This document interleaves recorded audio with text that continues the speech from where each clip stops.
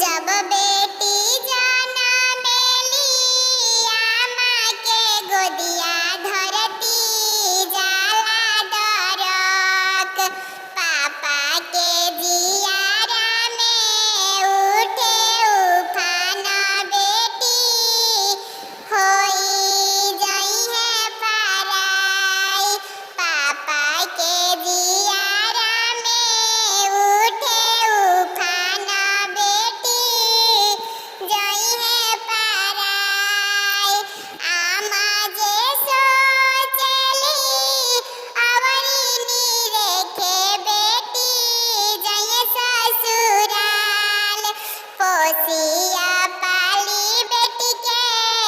कोइनी से अनवा जाई बरवा के खोज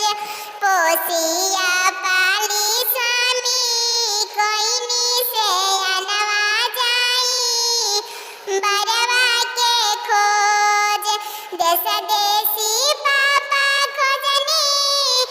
बरवाई कतहूँ बरवा मिले ना मोर देश देसी पापा खोजनी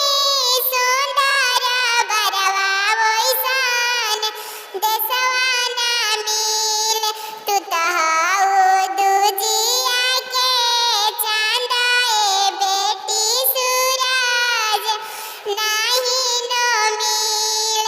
तू तो हऊ दूजिया के चांद ए बेटी सूरज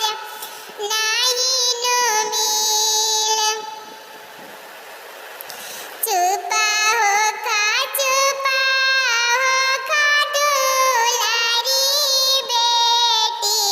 आवा रूरानिया बेटी हो चुपा हो खायांसी का बेटी आवा रूका जल बेटी हो तोरे खाती पापा जी के घरवा सजल पूरा हो महलिया सजल हो कैसे चुप रही पापा हो तोरे घरवा रात भर के बसेरा बाटे हो होता भिनु सरवा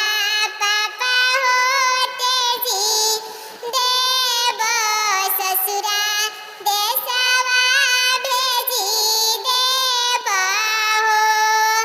होते भिनु सरवा भैया होते जी देव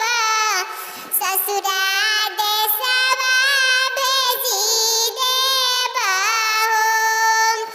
नजरी से भले बेटी मोरे दूरा जाइबू पापा के जिगर से नहीं हो होता भिनु सरवा भेज चौतरिया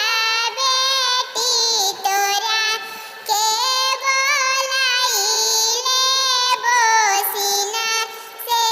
लगाई लेबो होते भिनु सरवा भेज चौतरिया बेटी तोरा के बोलाई लेबो सीना से लगाई लेबो